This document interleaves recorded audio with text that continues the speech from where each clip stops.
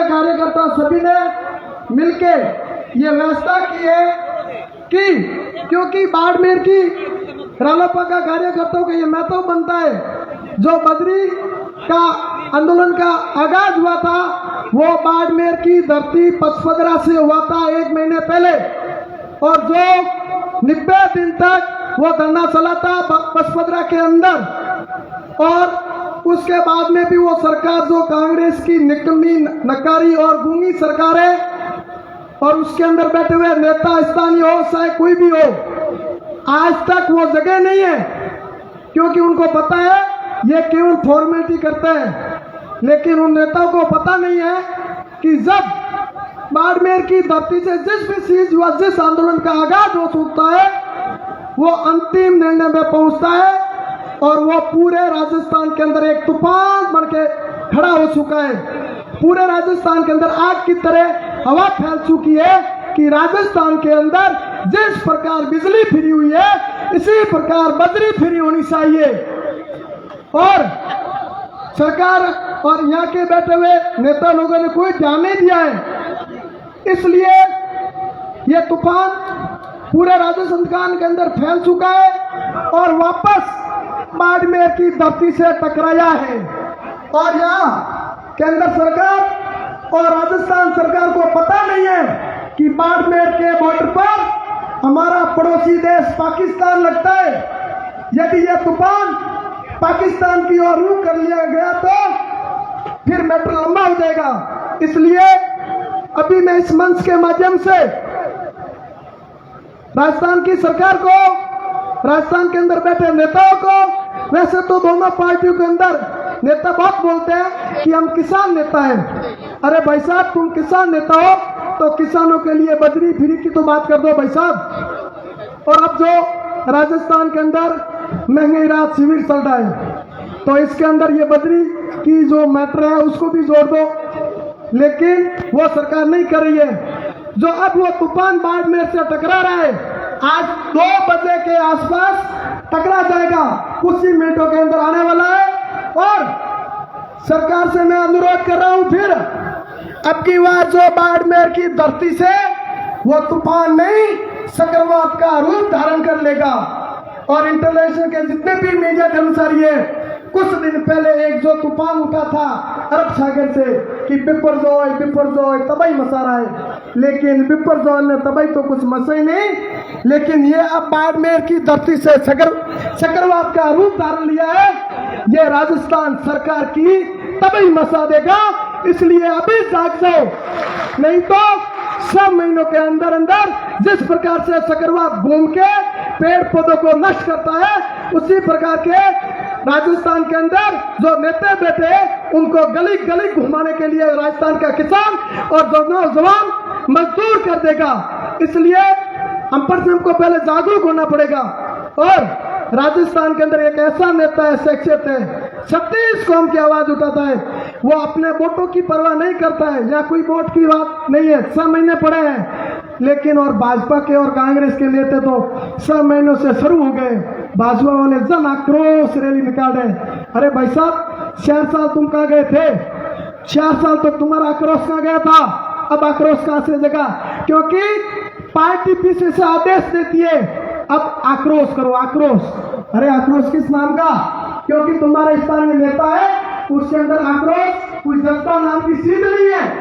क्योंकि वो तमाम जितने भी दर्शक वीडियो को देख रहे हैं ज्यादा से ज्यादा शेयर करने की कोशिश करें। इसलिए अपने को जो यहाँ के स्थानीय है और किसानों की बात को समझता है, ऐसे नेताओं को सपोर्ट करना है, चाहे वो किसी भी पार्टी से हो। और आप 70 सालों से कांग्रेस और भाजपा को सपोर्ट करते आए हो, तो केवल एंड केवल एक बार इस रालोपा का तन मन और धन से सपोर्ट कर दीजिए। एक बार आप कर दोगे ना तो फिर 5 साल के बाद रालोपा सुप्रीमो आपके पास कभी वोट मांगने नहीं आएंगे। क्योंकि आज तक जो बिजली अभी फ्री हुई ना, ये सरे से किसी को दिया जाता है तो ये राजस्थान के हनुमान जी बेनीवाल को है।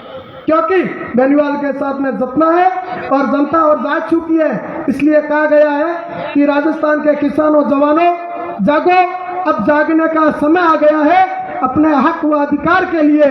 इसलिए कहा गया है कि पर्वत सी हो गई पीर पिघलनी चाहिए, पर्वत सी हो गई पीर पिघलनी चाहिए, इस राजस्थान से नई गंगा निकलनी चाहिए, इस राजस्थान से नई गंगा निकलनी चाहिए।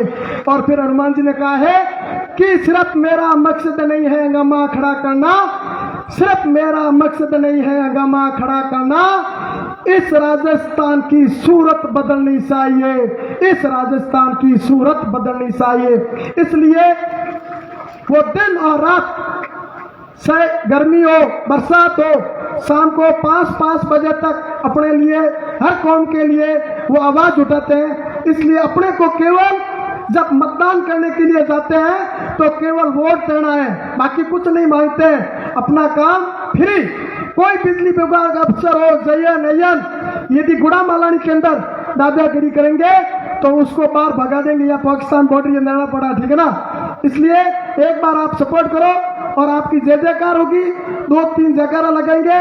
केंद्र सरकार, राजस्थान सरकार के कानों तक गूंजनी चाहिए, किसान एकता, किसान एकता। और अब एक और जयकारा लगाना है, क्योंकि भाजपा वाले लोग बोलते हैं कि भारत माता की जय, भारत माता की जय, क्योंकि वो समझ ठेका लेने को है उसके कि भारत माता की जय कांग्रेस और आलोपा वाले नहीं बोलते हैं, लेकिन उन लोगों को पता नहीं है कि हम भी भारत माँ के अंदर रहते हैं, भारत माँ का तुमसे ज्यादा जयकारा बोलते हैं, क्योंकि अब तुम तो काम कमजोर पड़ चुका है। इसलिए जोर से बोलना भारत माँ का जयकारा। बोलिए भारत माता की, भारत माता की। और एक जयकारा जो अभी यहाँ सभी बैठे ना, अपन सबका बोलेंगे, अपन सबका जय हो, जय हो। और अब जागने का समय आ गया, ठीक है। जय जवान जय किसान कुछ टूट फूट हो गई है तो कोई बात नहीं है, लेकिन आगे से हम और मजबूती के साथ आगे साथ खड़ा रहेंगे। जय जवान जय किसान। बहुत बहुत धन्यवाद भाई चेतन राम जी नैन। आपने युवाओं से अपील की है कि युवा भगत सिंह की भूमिका के अंदर चलते हुए इस बार मौलानी और बाड़मेर के अंदर व्यवस्था परिवर्तन करेगा। नौजवान होकार भरेंगे। नौजवानों के साथ साथ जो आप देख सकते हो बड़ी संख्या के अंदर छापे वाले मेरे पिता तुल्य बुजुर्ग पधार रहे हैं, यह भी व्यवस्था परिवर्तन के मोड के अंदर है। एक बार जोरदार तालियां इन बड़े बुजुर्ग छापा वालों के लिए, जोरदार तालियां। आज इस आलम नगरी धोरिंदा के अंदर पधारने वाले तमाम संघर्षशील साथियों, नौजवानों और किसान भाइयों, आपका इस आलम नगरी धोरिंदा के अंदर हृदय की यत्न कह रहे हैं से बहुत बहुत स्वागत अभिनंदन करते हैं। मुख्य मेहमान राजस्थान के लोकप्रिय नेता आदरणीय हनुमान जी बेनीवाल कुछ ही समय के अंदर अपने बीच पहुंचेंगे। अब मैं निवेदन करूंगा माइक्रोफोन पे भाई ओम काकड़ आप आए और अपने यहाँ की व्यवस्था को लेकर बोले। ओम जी काकड़, हेलो हेलो, बोलो सिद्ध श्री खेमा बाबा की। सबसे पहले तो मैं अपना जो वॉलंटियर साथी है तमाम जितने भी दर्शक वीडियो को देख रहे हैं आपको ज्यादा शेयर कर दो और अटारी आपने पूरी जानकारी मैं आपके बीच में साझा करूंगा। इसी व्यवस्था पर खड़े रहें, इधर उधर घूमे नहीं। पार्किंग की जो व्यवस्था संभाल रहे हैं वो साथी जो मंच के बाईं साइड दाएं साइड के अंदर जो भाग है उसमें किसी प्रकार का कोई वाहन न आने दें। वहां से आगे कोई गाड़ी नहीं आएगी। हमारे जो विशेष अतिथि है उनकी गाड़ियां यहाँ तक आएगी। और जो इस गली के अंदर जितने भी युवा साथी खड़े हैं वो सारे के सारे अपने अपने स्थान पर बैठे हैं। और जो ये वॉलंटियर्स कार्ड लेकर के आप व्यवस्था संभाल रहे हैं तो वो सारे के सारे डी के बाहर रह करके काम करोगे। अनावश्यक रूप से कोई भी मंच पे नहीं आएगा और ना इस डी के अंदर आएगा। अपने बीच पार्टी के प्रदेश अध्यक्ष और राजस्थान की विधानसभा में किसानों की पुरजोर आवाज माननीय पुखराज जी गर्ग साहब, भोपालगढ़ के लोग लाडले विधायक पधारे हैं। जोरदार तालियों के साथ स्वागत अभिनंदन करें आदरणीय भोपालगढ़ विधायक पुखराज जी गर्ग साहब। आपसे निवेदन रहेगा कि अपनी जगह पर बैठे आदरणीय पुखराज जी गर्ग साहब। आपके साथ मैं निवेदन करूंगा संजय जी सुतार, आप भी मंच पर अपनी उपस्थिति दर्ज करें। इनके साथ साथ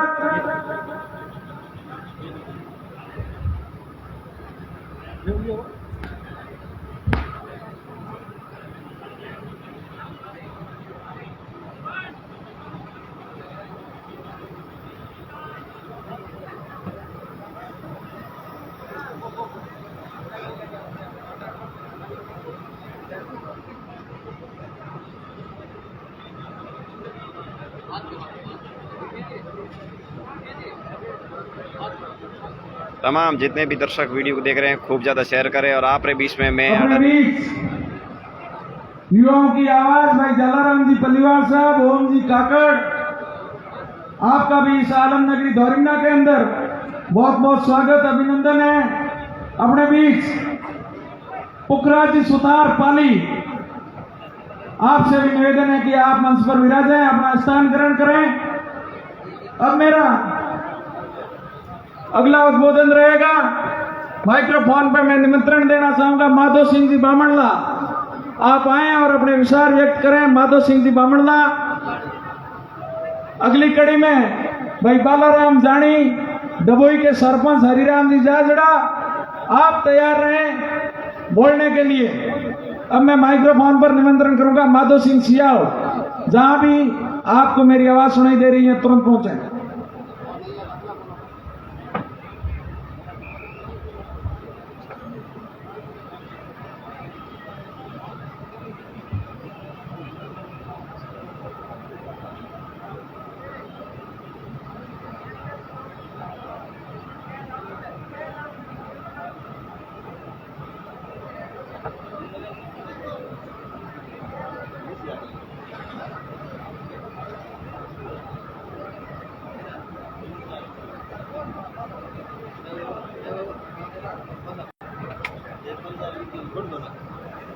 लाइव चल रहा है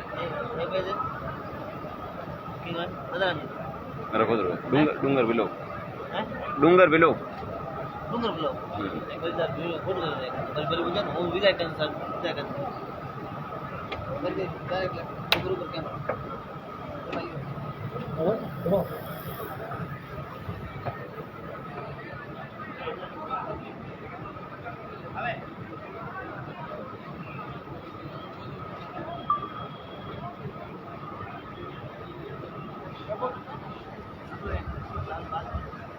डबोई के लोग लाडले सरपंच मालानी क्षेत्र के किसानों की बुलंद आवाज आदरणीय हरिराम जी सरपंच साहब से मेरा निवेदन रहेगा कि आप मंच पर विराज कर अपना स्थान ग्रहण करें।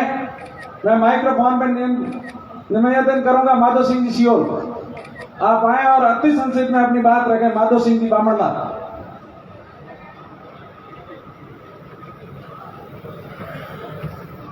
मेरा निवेदन रहेगा नेपाल सिंह जी कारटिया, पहले यार वीडियो आप भी मंच पर विराजें और सेकंड पंक्ति के अंदर अपना स्थान ग्रहण करें। नेपाल सिंह जी कारटिया, आप आए और अपने मंच पर उपस्थिति दें। निवेदन रहेगा माधो सिंह जी सियोल। जय बोलिए तेजाजी महाराज की, भारत माता की। आज की इस रैली में मंच पे विराजमान पूर्व पार्टी के प्रदेश अध्यक्ष पुखराज जी गर्ग साहब और तमाम पार्टी के जितने भी पदाधिकारीगण और सामने बैठे पिता तुल्य बुजुर्गों, युवा शक्ति और प्यारे बच्चों, आपका इस पंडाल में हार्दिक स्वागत है, अभिनंदन है। आज की इस रैली का मुख्य उद्देश्य है बद्री माफियों के खिलाफ बड़ा आंदोलन पूरे राजस्थान में चल रहा है। पूरे राजस्थान भर में नेताजी हनुमान जी बेनीवाल बड़ा आंदोलन जारी है। तो उसके उपलक्ष्य में आज हमने ये धोरीमना के अंदर भी बड़ा आंदोलन जारी रखा है। आप सब इस आंदोलन में आए, आप सबका हार्दिक अभिनंदन और स्वागत। बहुत बहुत धन्यवाद। जय हिंद। बहुत बहुत धन्यवाद माधो सिंह जी। अब मेरा उद्बोधन की अगली कड़ी में निवेदन रहेगा, अपने बीच पधारे भाई श्रवण जाखड़, छात्र नेता दिल्ली विश्वविद्यालय, आप आए और अति संक्षिप्त में अपनी बात रखें। और सभी वक्ताओं से यही निवेदन रहेगा कि राजस्थान ही नहीं, पूरी विश्व की लोकप्रिय हस्ती आदरणीय हनुमान जी बेनीवाल साहब और राष्ट्रीय लोकतांत्रिक पार्टी के बारे में ही अपने विचार व्यक्त करें आदरणीय श्रवण जी जाखड़। और आज के इस हल्ला बोल और क्षेत्र के जन समस्याओं को लेकर अपनी बात रखें।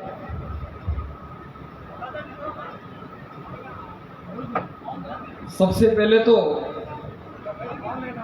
बोलिए आलम जी महाराज की जोरदार जयकारा लगाइए भाई साहब। आपका जोश और वो जज्बा होना चाहिए, क्योंकि आप भारतीय जनता पार्टी और कांग्रेस के मंच के आगे नहीं बैठे हो। ये राष्ट्रीय लोकतांत्रिक पार्टी इस जोश, जज्बे और जुनून के साथ जो गठन हुआ था, आज वही जोश और जुनून होगा तो 2023 के अंदर राजस्थान के अंदर सत्ता परिवर्तन अवश्य होगी। तो मेरे साथ एक बार जोरदार जयकारा लगाएंगे। बोलिए भारत माता की, बोलिए भारत माता की। मेरे से पूर्व वक्ता बोल रहे थे, उन पर बात करने से पहले मंच पर विराजमान आदरणीय राष्ट्रीय लोकतांत्रिक पार्टी के प्रदेश अध्यक्ष एवं भोपालगढ़ विधायक श्रीमान पुखराज जी गर्ग साहब और तमाम मंचासीन मेहमान और दूर दराज के इलाकों से और दोहरिन्ना से पधारे हुए मेरे युवा साथियों, भाइयों बहनों और बड़े बुजुर्गों, पूर्व वक्ता भाई साहब नैण ने बताया था कि इस भारतीय जनता पार्टी आरोप लगाती है कि कांग्रेस और तमाम बहुत सारी पार्टियों के ऊपर की राष्ट्रीय लोकतांत्रिक पार्टी भी भारत माता का जयकारा या वंदे मातरम नहीं बोलती है।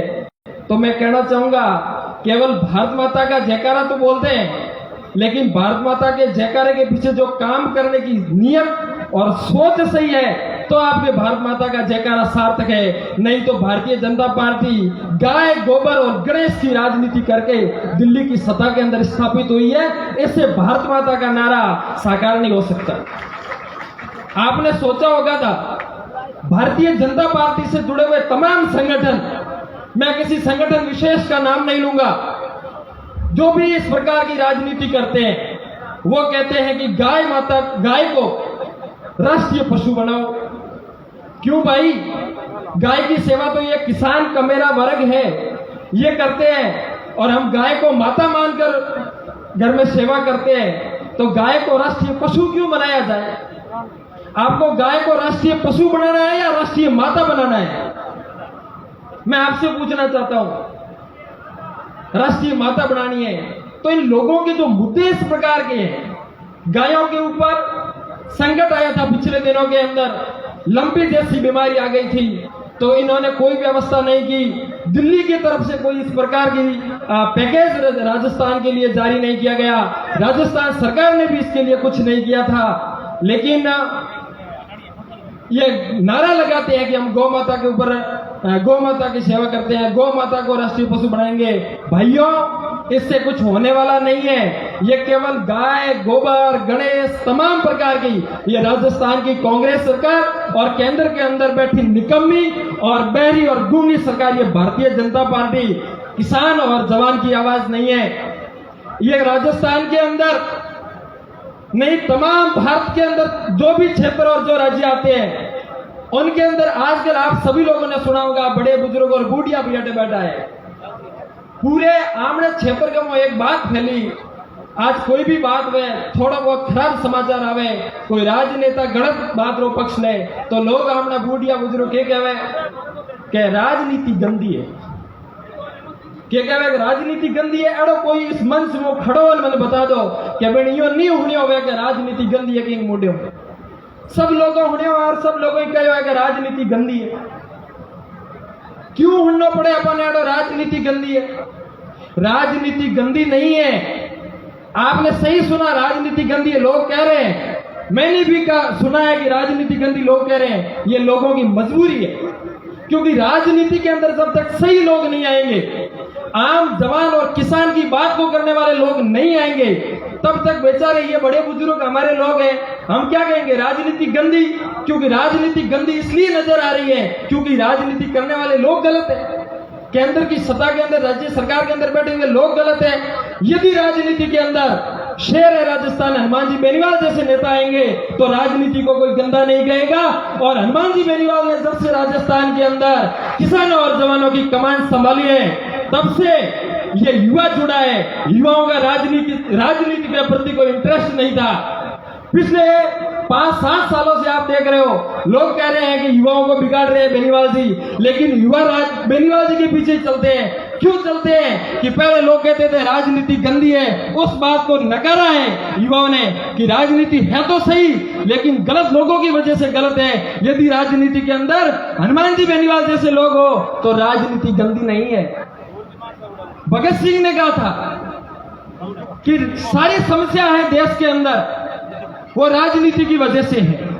कुछ लोग कहते हैं, मैं भी स्टूडेंट हूं दिल्ली विश्वविद्यालय का और सांचौर के अंदर डूंगरी का रहने वाला हूं, मैंने भी सुना और लोग भी कहते हैं कि राजनीति बच्चों को नहीं करनी चाहिए, स्टूडेंट्स और युवाओं को राजनीति नहीं करनी चाहिए। क्यों भाई, हम राजनीति क्यों नहीं करें? भगत सिंह ने कहा था कि राजनीति सारी समस्या है वो राजनीति के माध्यम से समस्याएं खत्म हो सकती है, तो युवाओं को और जवानों को राजनीति करनी चाहिए। तो हनुमान जी बेनीवाल ने राजस्थान के अंदर युवाओं को सही राजनीतिक दिशा देने का काम किया है। तो भाइयों, बेसंकोच बेनीवाल जी के साथ जुड़िए और राजस्थान के अंदर इस परिवर्तन की यात्रा का हिस्सा बनिए। एक बार मेरे साथ जोरदार जयकारा लगाएंगे और आने वाले दिनों के अंदर आप इसी प्रकार से जुड़े रहिए। भारतीय जनता पार्टी और कांग्रेस पार्टी के आप कमेंटों से बचिए। ये लोग ऐसे ही कैसे कहते रहेंगे, अपन को हनुमान जी बेनीवाल का हाथ मजबूत करना है। इसके माध्यम से राजस्थान के युवाओं के अंदर ये पेपर माफिया, भू माफिया, शराब माफिया और बजरी माफिया का खात्मा होगा। राजस्थान के अंदर प्रत्येक युवाओं को रोजगार मिलेगा।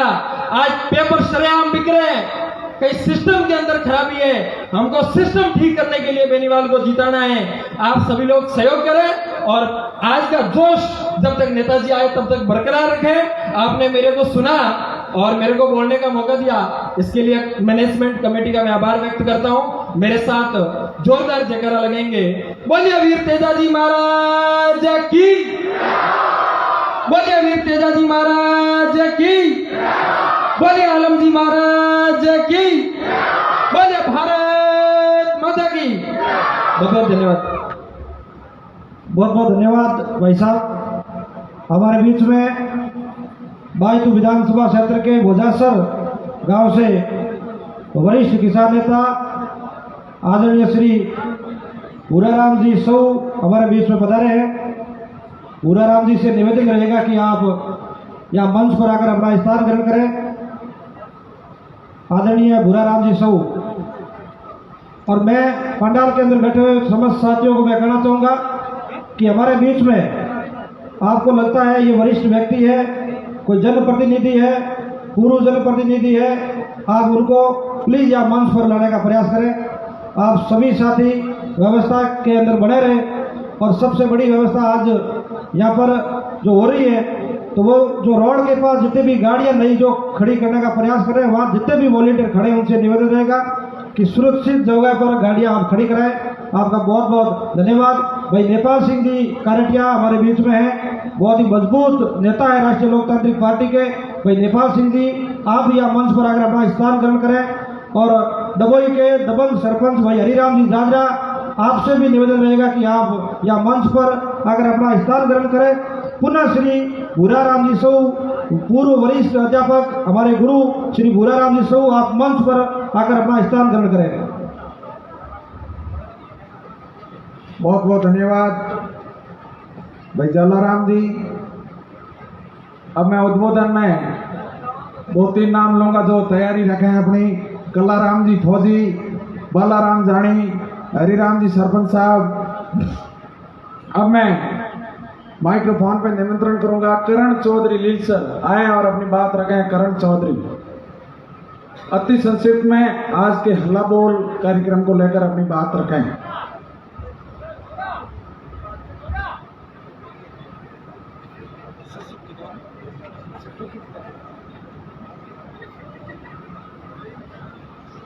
राम राम सा।